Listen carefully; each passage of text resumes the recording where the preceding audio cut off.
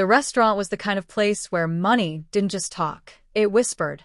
Soft jazz drifted through the air like perfume. Wine glasses clinked gently. Every table had its own world. Old money, quiet power, and people who thought kindness was something they could afford to skip. Nia moved between those tables like a shadow. She'd been working at Le Mirage for nearly 3 years now. She was careful, calm, precise, never loud, never late, never rude. That was how you survived here. Smile when they're watching. Swallow when they're not. She wore the black uniform that fit too tight around her shoulders, her hair tied up neatly, a silver pin on her collar. Her reflection in the mirror behind the bar always looked composed. But she knew, deep down, that every night was a test. And one mistake could mean losing everything. That night, a group of women entered just after 8. 3 of them. They looked like they'd been born with champagne glasses in their hands. Expensive perfume, fake laughter, high heels that clicked too loud against marble floors. Their jewelry shone brighter than their manners. They didn't look at Nia when she approached the table. They looked through her. One of them, a blonde in a silk white dress, didn't even say, "Thank you," when Nia poured the wine. Another whispered something, and they all laughed quietly. Nia didn't ask what it was about. She'd learned that not every insult needed a response. Most didn't even deserve the energy. But then came the tone that always found her. "Sweetheart," one of the women said, tapping the menu with a manicured finger. "We've been waiting forever. Maybe try to move faster this time." Nia nodded politely. "Of course, ma'am." "Ma'am?" Another laughed. "God, you sound like my grandmother. What are you, 50? The table erupted in giggles. Nia smiled faintly, the kind of smile that wasn't joy, it was armor. She turned to walk away, but one voice followed her. "You know, I love your hair. It's so wild. Do they let you wear it like that here?" Nia stopped for a moment. She breathed through her nose, counted to 3, and kept walking. Her hand trembled slightly as she reached for the order pad behind the counter. The bartender, an older man named Luis, looked up. "You okay?" "Yeah," she said softly. "Just another night." But her reflection in the brass counter showed otherwise. There was anger hiding under her calm, and she was tired of hiding it. At the far corner of the restaurant, near the window overlooking the city, sat a man who'd been watching everything. Mr. Han, a Korean man in his mid-40s, wearing a charcoal suit that fit like armor. His hair slicked back, his wristwatch barely visible under his cuff. He didn't talk much. Didn't smile either. But when he looked at something or someone, the world seemed to slow down around him. He was supposed to be invisible here. Another rich guest, maybe. But there was something about him, the way people unconsciously moved out of his way, the quiet respect from the staff who didn't even know why. Han noticed the scene at Nia's table, and though his face didn't move, his eyes did. Sharp. Focused. A man who read rooms the way others read books. By the time Nia returned with the wine, the laughter had gotten louder. Finally, the blonde said, "I thought you forgot us." Nia said nothing, poured slowly. But as she did, one of the women leaned in and whispered something cruel, something about how some people should stick to cleaning tables instead of serving at them. The laughter this time wasn't hidden. It echoed. Nia froze. For a second, she just stared at the glass. The sound of the liquid pouring seemed too loud. She finished, placed the bottle down, and turned. But one of them, the loudest, flicked a bill off the table, letting it fall at her feet. "Here," she said with a smirk. "A tip. For trying so hard." For a second, the room felt empty. No music. No chatter. Just the soft sound of that bill touching the floor. Nia looked at it, then looked up. The women were watching, waiting to see if she'd break. Instead, she bent down slowly, picked up the money, smoothed it out between her fingers, and laid it gently back on the woman's plate. "We don't pick things up off the floor here," she said softly. "Not even dignity." The words hung in the air like smoke. The table went silent. The laughter died in their throats. Nia turned and began to walk away, her heart pounding. She just crossed a line she couldn't uncross. The manager appeared before she made it 2 steps toward the kitchen. "Nia," he hissed under his breath. "What did you just say to them?" She opened her mouth, but before she could answer, a deep, calm voice rose from across the room. She said exactly what they needed to hear. Every head turned. The man in the corner, Mr. Han, was standing now, his glass of whiskey untouched. The manager blinked. "Sir, please, this isn't your concern." Han raised a hand slightly. "It became my concern when your staff showed more class than your guests." One of the women scoffed. "Who even are you?" Hans gave met hers. He smiled, but it wasn't kind. "Someone who doesn't need to tell you twice to apologize." The air changed. Everyone could feel it, authority that didn't come from wealth, but from something older and colder. Even the waiters stopped moving. The blonde stammered, I didn't mean anything by it." Hans stepped closer, stopping just short of their table. "Money doesn't hide who you are," he said quietly. "It only makes it louder." Then he turned to Nia. "You did nothing wrong. Go back to work." She hesitated. "Sir, It's fine," he interrupted gently. "You showed grace. That's rare these days." As Han sat back down, the manager's phone buzzed. He glanced at it and froze. The restaurant owner's name flashed on screen. Then he looked at Han again, realization spreading across his face. Everyone in the room could feel it now. The silence wasn't from shock anymore. It was fear. Nia continued working, but her mind was spinning. Who was that man? How did he know the owner by name? And why did the whole room seem to move when he did? By the time she clocked out, the group of women were gone. So was Mr. Han. But near her locker, someone had left a folded piece of paper. No name. Just one line, written in clean, careful handwriting. "Some people see strength and try to break it. Others recognize it. Ash." Nia read it twice before slipping it into her pocket. For the first time that night, she smiled. Not because she won, but because someone noticed that she hadn't let them win. The next night at Le Mirage was quieter than usual. It always was after a scene. When money gets embarrassed, it doesn't come back right away. Nia walked into the staff room with a knot in her stomach. She didn't sleep much the night before. The letter was still in her pocket, the one signed only H. She kept unfolding and refolding it like a nervous habit. Luis, the bartender, looked up when she entered. "You sure you want to come back, kid?" "I need the job," she said simply. He sighed. "That's what I figured. Management's been whispering all day. Just keep your head down, okay?" Nia nodded, though part of her already knew what was coming. Half an hour later, the manager called her into his office. His tone was fake gentle, the kind that always came before something bad. He folded his hands on the table. "Nia, about last night." She stayed quiet. "You understand that we can't have confrontations with clients like that. These are high-profile guests. Influencers, donors. They talk." "They insulted me," she said, voice calm. "I didn't start anything. Doesn't matter who started it. Perception matters. You have to learn when to walk away." Her jaw tightened. "And if walking away means letting people treat me like trash?" "It means keeping your job," he snapped.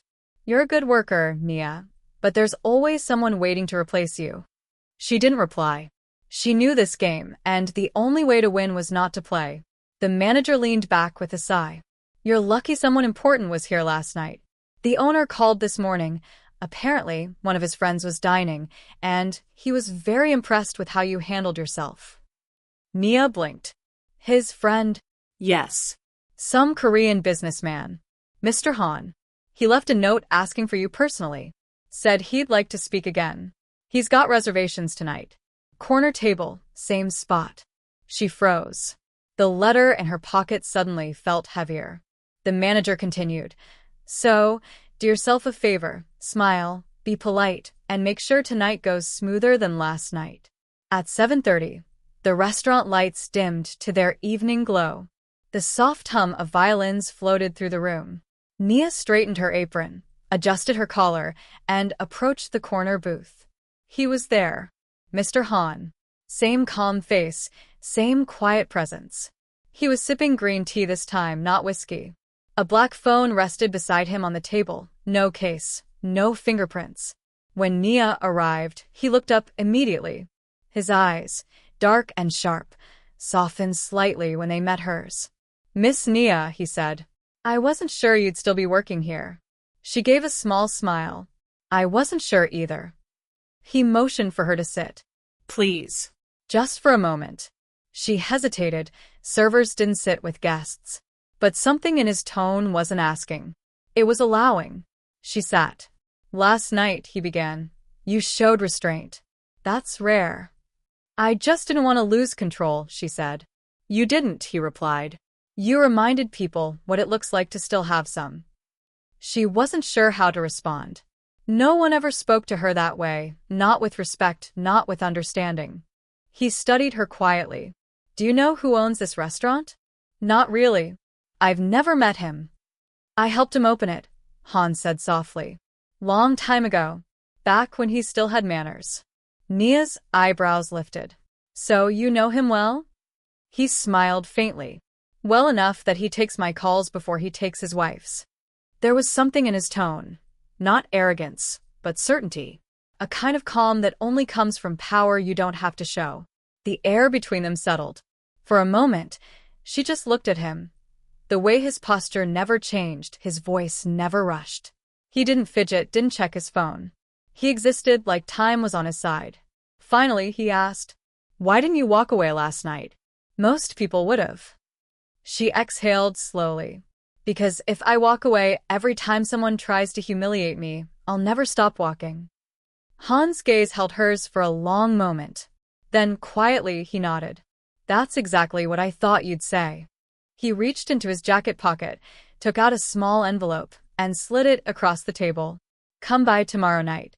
Same time. I'd like to talk properly, not here." Nia blinked. "Why?" "Because this place smells like fake perfume and fear. I'd rather talk somewhere cleaner." She hesitated, fingers resting on the envelope. "What is this?" "An invitation," he said simply. "And a test." The rest of her shift passed in a blur. Every sound seemed distant. The clatter of plates, the laughter of couples, even Luis's small talk. Her mind kept replaying that one sentence, an invitation and a test. By the time she got home, the clock struck midnight. She sat on her couch, shoes still on, and opened the envelope. Inside was a card. Plain black. No logo, no address. Just an embossed number, 81. And beneath it, written by hand, "Ask for Mr. Hans' table." She turned it over. Nothing on the back. Just silence and questions. Who was this man? And what kind of person carried that kind of quiet authority without saying who they were? The next evening, she found herself standing in front of an unfamiliar door. It wasn't a restaurant or a bar. It looked like an art gallery, minimal dark glass, 2 guards in suits. She hesitated, clutching the black card. A guard noticed her and opened the door without a word. Inside, soft jazz played again, slower this time. A long hallway led into a private lounge bathed in warm gold light. And there he was, again in his corner. Mr. Hans stood as she entered, motioning toward the empty seat across from him. "You came," he said quietly. "I wasn't sure if I should," she replied. "That's why I invited you," he said. "To see what you'd choose." He poured tea into 2 cups. Elegant, steady, deliberate. "You ever notice," he said, "how people show who they are when they think no one important is watching?" "Last night was proof," she said softly. He smiled. Yes. "And you showed who you are, too. You didn't bow. You didn't fight. You simply stood still. That's strength." For a moment, neither spoke. The silence wasn't awkward, it was meaningful. Like both of them understood something about the other, without words. Finally, she asked, "Why are you doing this?" He looked at her over the rim of his cup. "Because the world only teaches power one way, by taking it from others. But sometimes it's better to give it back." Nia didn't know how to respond. The warmth in his voice didn't match the cold calculation in his eyes. He wasn't flirting. He wasn't saving her. He was studying her, like she was part of a puzzle he'd been waiting years to solve. Before she left, he said quietly, "Tomorrow, the restaurant will call you. Don't answer right away." "Why?" "Because they're about to realize they need you more than you need them." He smiled slightly. "And when that happens, call me instead." That night, Nia lay awake, staring at the ceiling. Outside, the city buzzed, neon lights, sirens, laughter spilling from rooftop bars. Somewhere out there, a Korean man in a black suit was already 2 steps ahead of her life. And she couldn't tell if that should terrify her or make her curious. The next morning, Nia's phone wouldn't stop ringing. She ignored the first call, then the second. By the third, curiosity got the better of her. "Hello." It was the restaurant manager, his tone sharper now, the false politeness gone. "Nia, where are you? You were supposed to be here an hour ago." "I wasn't scheduled," she said calmly. "Well, I'm scheduling you now. We're short-staffed." She almost laughed. Short-staffed, after threatening to fire her yesterday. But she said nothing. She just waited. The manager sighed. "Look, we might have overreacted, okay? Those girls, they were well-connected. But our owner doesn't want trouble. So come back. We'll call it even." His voice softened, but it was all performance. The same tone people use when they realize they can't control you anymore. "I'll think about it," Nia said. "Think fast," he replied, hanging up. She sat on her couch for a long time after that. The black card was still on her table, its number, 81, glowing faintly in the morning light. Han had told her this would happen. And now it had. She picked up her phone, hesitated for a few seconds, then dialed the number he'd written on the back of the card. 3 rings. Then his voice, smooth, calm, and precise. "Miss Nia, I was expecting your call." "How did you know?" "Because people always return to the ones who respect their time." His tone wasn't arrogant. It was just true. "So what happens now?" she asked. "You come see me," he said. "There's a car waiting outside your building. Black sedan. Plate 93H." She stood, glanced out her window, and froze. The car was already there. The ride was silent. The driver didn't speak, didn't even look at her. Nia watched the city blur by, neon signs fading into morning haze. After 20 minutes, the car stopped outside a quiet building with no name, no signs. Just tinted glass and a single security camera above the door. The driver opened the door. "Mr. Han is waiting." Inside, the air was cool and faintly scented with jasmine. Soft jazz drifted from somewhere unseen. Han was seated behind a long marble desk, a folder open before him. When she entered, he closed it gently. "You made the right choice," he said. "You didn't give me many options," she replied. He smiled faintly. "Options are an illusion, Miss Nia. Choices are real. You made one." He gestured for her to sit. On the desk lay a cup of tea, already poured. "You don't waste time, do you?" she said. "Time is what poor men trade for comfort," he replied. "I prefer efficiency." She almost smiled, almost. "So why am I here?" "Because I have a problem," he said simply. "And you might be the solution." That caught her off guard. "Me?" Han nodded. "I run a network of businesses. Some legal, some complicated. I watch people, how they react under pressure, how they handle disrespect. And you, Miss Nia, have something most of my employees lack." "What's that?" "Control." He leaned forward slightly, elbows on the desk. "I could see it in your eyes that night. You didn't flinch. You didn't cry. You didn't even look away. You looked through those girls, like you already understood something they never would." Her heartbeat quickened. "And what exactly do you think I understood?" "That power doesn't shout," he said softly. "It whispers." He stood, walked to the window, and looked out over the city. "The people who think they own this city are children with credit cards. But I need someone who sees through illusion, someone who can stand in a room full of arrogance and not lose herself." He turned to her. "I can teach you to use that, if you want." She frowned. "Teach me what?" "How to never feel small again." His words landed heavy, like they had weight beyond the moment. "You're offering me a what?" A job. An opportunity, he said. One where you'll learn, observe, and eventually decide what you want to become. I don't hire servers, Miss Nia. I build people. For a long moment, she just looked at him, at this strange mix of calm and authority that surrounded him. She didn't trust him, but she did not trust him either. Why me? She asked finally. Because strength looks different on everyone, he said. Yours looks like silence. He walked back to his desk, slid a small folder across it. Take this. Look it over tonight. If you come back tomorrow, I'll know your answer. Nia glanced at the folder. No label, just her name written neatly on the front. And if I don't come back? Then you'll keep working at a place that forgets your name the moment you clock out, he said calmly. Your choice. When she stepped outside, the sun was setting. The sky burned orange and pink. She walked home instead of taking the car.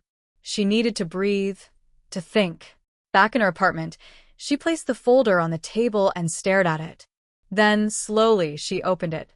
Inside were photos, candid shots of her working, laughing with coworkers, walking home late at night. Her stomach tightened. How long had he been watching her?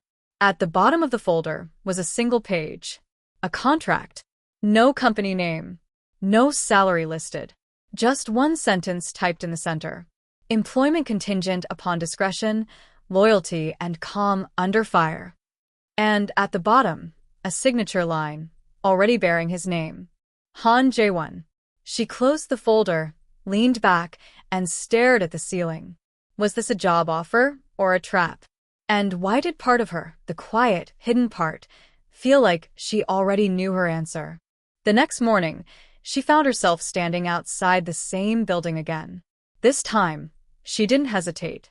When the guard opened the door, she stepped through like she belonged there. Han was waiting, of course. He didn't smile, but there was something approving in his eyes. I see you've decided, he said. I have, she replied. But you haven't told me what I'd be doing. You'll learn soon enough. He handed her a black envelope, heavier than paper should be. Your first assignment, he said. Already. Life doesn't wait for perfect timing. Neither do I. Nia held the envelope for a long moment before slipping it into her bag. Something in her shifted, like the part of her that had been invisible all her life was finally seen. Han poured 2 cups of tea and slid one toward her. One more thing, he said. When people ask what you do, what will you tell them? She thought for a moment, then met his gaze. I'll tell them I work for a man who doesn't like to be bored. For the first time, Han laughed, quietly, almost like he didn't expect to. Good, he said. You'll fit right in. Nia didn't open the black envelope until she got home. Even then, she stared at it for nearly 10 minutes before breaking the wax seal. Inside were 3 things. A photograph of a man, mid-40s, sharp suit, expensive watch, and eyes that didn't smile. A short note written in the same clean handwriting she'd already come to recognize. A Metro card, already loaded. The note said, Observe. Don't interfere. Sit by the bar at the Velvet Crane, 8 p.m. sharp. He'll be there. You'll know why. Ash. That was it. No name for the man. No explanation. No instructions beyond that one word. Observe. The Velvet Crane wasn't her kind of place. It was quieter than Le Mirage, but twice as expensive. All deep mahogany and red velvet booths, with a stage where a pianist played slow, sad jazz. Nia walked in wearing the same black dress she wore when she used to wait tables. Nothing about her stood out, and that was exactly what Han would have wanted. She sat at the bar, ordered water, and waited. At exactly 8:03, the man from the photograph walked in. He didn't look around. He didn't smile. He just moved like someone who was used to being noticed. He sat at a booth in the back. 2 men joined him, both bigger, both wearing the same kind of expressionless silence that came with dangerous work. For the next 20 minutes, Nia watched. The man, Mr. Keller, according to the bartender's whisper, spoke softly, but his gestures were sharp. His hand kept going to his jacket pocket. Not for a gun, for a phone. He was nervous, which meant something was off. Then, out of the corner of her eye, Nia noticed something. At the far side of the bar, half hidden in the shadows, sat Han. He wasn't looking at her directly. He was watching Keller. Every move. Every word. And when his eyes finally shifted to hers, just for a moment, they said everything. Keep watching.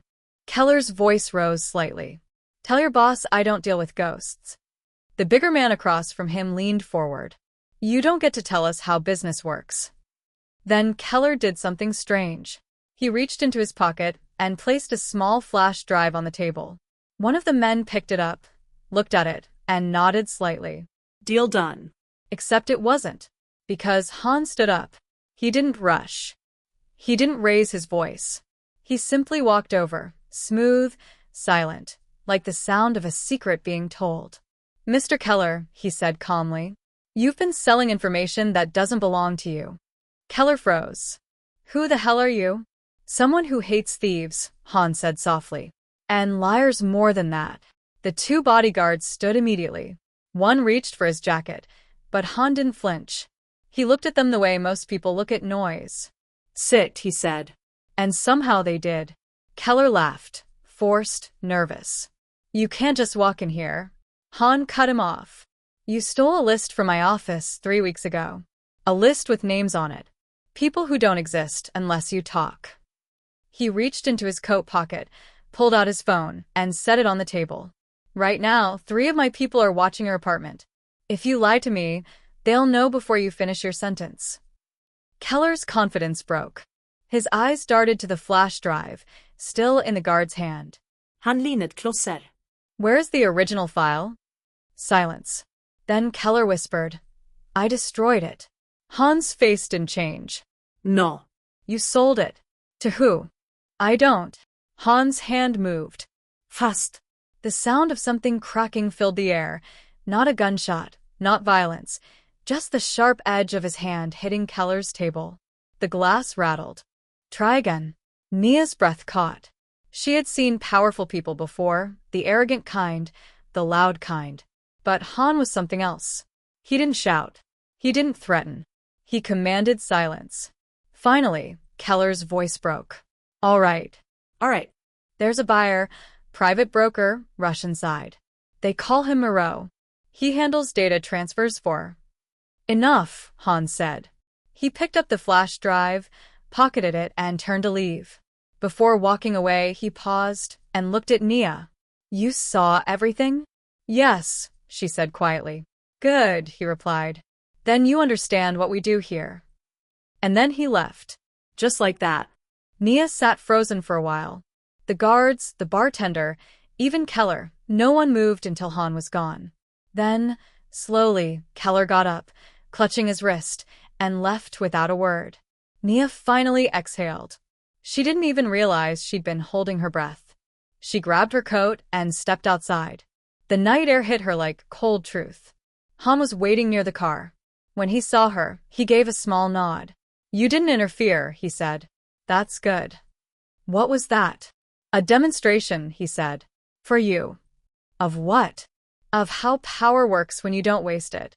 They stood there for a moment under the streetlight. The city hummed around them. Car horns, laughter, sirens somewhere far away. Why did you want me to see that? She asked. Because people like Keller exist everywhere, he said. They take from others because they think no one will stop them. I wanted you to see what happens when someone does. You could have told me, she said softly. I could have, he agreed. But you wouldn't have understood it. She frowned. And now I do. Han looked at her, really looked at her for the first time that night. Now you're beginning to. The car ride back was quiet. Halfway through, he spoke again. Tomorrow, you'll receive a call from my assistant. She'll assign you to an observation post. It's simple work, listening, noting patterns, watching who talks to who. No one will know you're working for me. And if someone finds out, they won't, he said. But if they do, you'll know what to do. His voice was calm. Too calm. And what's that? She asked. He turned his head slightly, meeting her gaze in the reflection of the window. You'll walk away before they realize what they've lost. When they stopped in front of her building, she turned to him. Why me, really? Han paused for a moment, then said quietly, because you remind me of someone I used to trust. Then, before she could ask who, He nodded to the driver, and the car disappeared into the night. Back in her apartment, Mia poured herself a glass of water and sat in silence. Her hands were shaking, not from fear, but from adrenaline. She'd just witnessed a man dismantle a criminal without raising his voice. She'd just stepped into a world she didn't fully understand. And somehow, she knew there was no going back. She looked down at her phone. A new message blinked on the screen. Unknown number. Tomorrow, 9 a.m., report to Building 44, Floor 3. Discretion required. No signature. No details. But she didn't need them. She already knew who it was from. As the night deepened, she sat by her window, city lights dancing across her face. For the first time in years, she didn't feel small. Whatever was coming next, danger, secrets, power, she was ready. And somewhere in the shadows of the city, Han Jae-won was already watching, waiting for her next move. By morning, Mia was sitting in a black car again. The city looked different this early, softer, emptier. The kind of quiet that only comes before something begins. She held a small notebook in her lap, blank except for the first line she'd written before leaving her apartment. Observation is power. Silence is protection. Han's voice had said that the night before, and it had stayed in her head like a warning or a promise. The car stopped in front of Building 44. From the outside, it looked like a bank, polished glass, mirrored doors, men in suits walking briskly in and out. But inside, it felt colder. A receptionist greeted her without smiling. "You're expected," she said, and gestured to the elevator. Floor 3. When the doors opened, Mia stepped into what looked like an office, but not like any office she'd seen before. Desks lined the walls, but no one spoke. Everyone wore headsets, watching screens filled with numbers, photos, maps, and lists. At the center of the room was a glass-walled office. Han was inside, speaking to a woman in a gray suit. He looked up when Mia entered. "You're early," he said. "You said to be on time." "You'll learn soon. Early is on time." He motioned toward the woman beside him. "This is Gina. She runs logistics. You'll report to her for now." Gina turned, her expression unreadable. "Follow me," she said curtly. They walked past rows of screens. Some showed satellite maps of docks and warehouses. Others displayed photos of people with notes scribbled underneath. Arrival times, contacts, last seen. "What is this place?" Mia asked. "We call it the exchange," Gina said. "Information comes in, value goes out. We don't trade money. We trade leverage." She stopped at a small desk in the corner. "This is yours. For now, you listen. You take notes. You don't ask names. And if someone asks mine, they won't." Gina handed her a file. "Start here." Inside were printed call logs, coded messages, and surveillance photos. People shaking hands, people leaving hotels, people smiling in ways that didn't reach their eyes. Hours passed. Mia rode in silence, connecting details that didn't seem to fit until they suddenly did. A shipment delayed. A call made 5 minutes too late. It was a puzzle, and she'd always been good at puzzles. By noon, she looked up to find Hans standing beside her. "You're adapting faster than I expected," he said. "I'm good at watching," she replied. "I noticed." He glanced at her notes. Neat lines, clear logic, tiny arrows connecting patterns. "You see what others miss." "You trained me too," she said. Han smiled slightly. "Not yet, but I will." That evening, as the office emptied, Han approached her desk again. "Come," he said. "There's something I want you to see." He led her down a quiet hallway into a room that looked nothing like the others. No desks. No lights except for a single bulb hanging over a large wooden table. On it lay stacks of documents, phones, and flash drives. "This is where everything ends up," Han said. "The truth. The kind that can't be shown to the world." He picked up a file and opened it. Inside were photos of a man with a government badge, the same man Nia had seen earlier on one of the screens. "He's been selling intel to foreign buyers," Han said. "We've been tracking him for months." "So, what do you do with that information?" she asked. "Depends who pays for it," he said simply. "You sell it. We trade it," Han corrected. Sometimes to protect people. Sometimes to remind them who really runs the city. Mia looked at the photos again. The man was smiling, standing beside his wife and child. He has a family, she said quietly. So do the people he's selling out, Han replied. In this business, someone always bleeds. I just make sure it's the right one. His tone was calm, too calm. It scared her, not because it was cruel, but because it made sense. You sound like you believe what you're doing is right, she said. I don't believe in right, he said. I believe in balance. They left the room in silence. As they reached the elevator, he stopped suddenly. Tell me, Miss Nia, why do you think I brought you here? She hesitated. Because I followed your rules. No, he said. Because you still have a line you won't cross. And I need to know where it is. And if I don't have one, then I'll make sure you do, he said softly. The doors closed between them. That night, Nia couldn't sleep. The images from that file kept replaying in her mind. The man, the family, the words balance. She poured herself a drink and walked to the window. Below, the city looked like it was made of secrets. Every light, every car, every shadow had its own story. Her phone buzzed. A message from Gina. Tomorrow midnight. Dokhuton. Come alone. She stared at the screen. No explanation. But she already knew this was another test, the real kind. The next night, the docks were empty except for a single truck and 2 men loading crates. Nia stayed hidden behind a stack of containers, watching. Then, headlights appeared. Han's car. He stepped out, coat collar turned up against the wind, and walked toward the men. They froze immediately. You're late, Han said. The shipment was delayed. One man stammered. Lies don't delay. Covardes do. He glanced toward the shadows, toward her. Come out, Nia. She froze. How did he know she was there? You passed the first test, he said. Now the second. He pointed to the crates. Inside are drives, encrypted files, offshore accounts, names of people who think they can buy protection. You're going to deliver them. To who? A man named Moreau, he said. The same one Keller mentioned. The Russian broker? Yes. He'll be waiting at Pier 6. But this time, you won't just watch. You want me to meet him? I want you to see the kind of men who think fear is a business.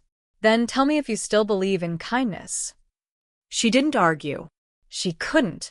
Something in Han's tone made her want to prove herself.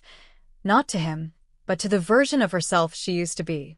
The one who thought power was only for other people. An hour later, she stood face to face with Moreau. A tall man in a white suit, with eyes like ice and a voice that dripped charm and threat in equal measure.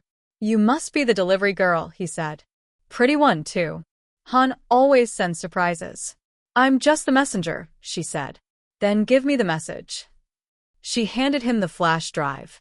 His fingers brushed hers, cold, deliberate. You tell your boss, he whispered. The next time he wants to send me a warning, he can come himself. She didn't answer.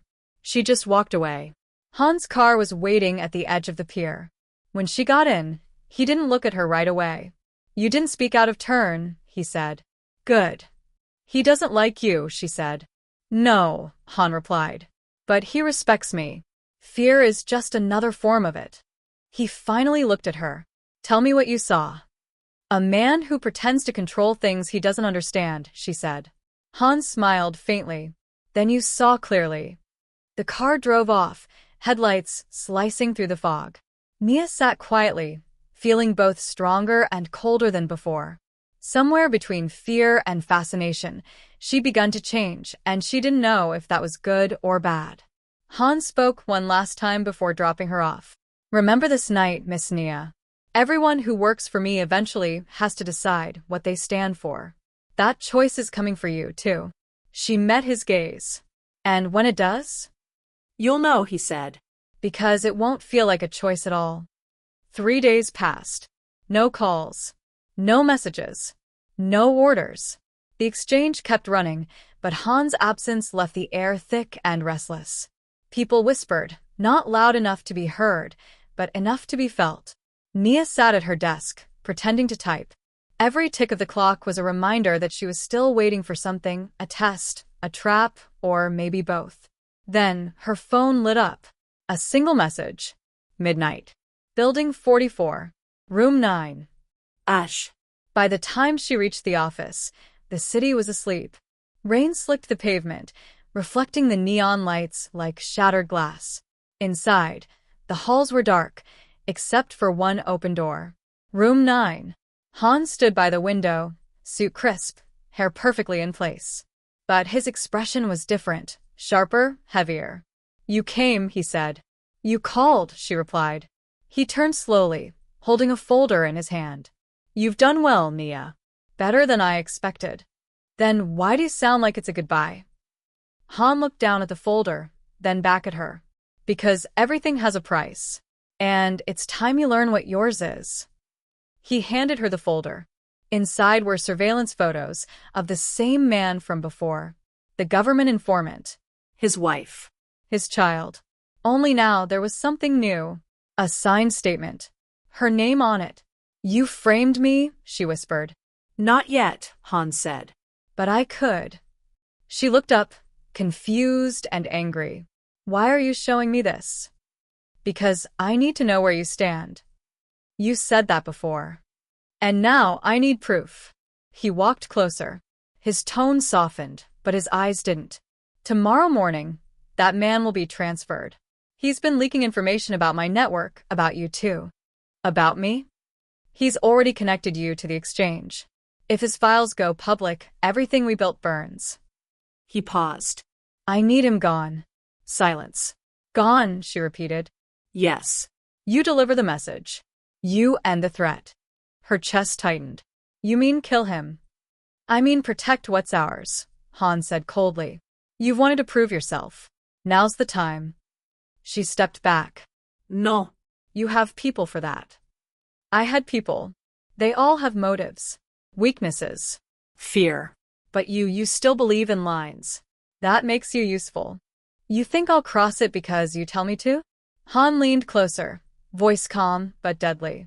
No, Nia. "I think you'll cross it because you care. Because you've seen what happens when people with power use it to hurt others. And now you'll decide whether to stop one more of them, or let him destroy you." His words hit harder than she expected.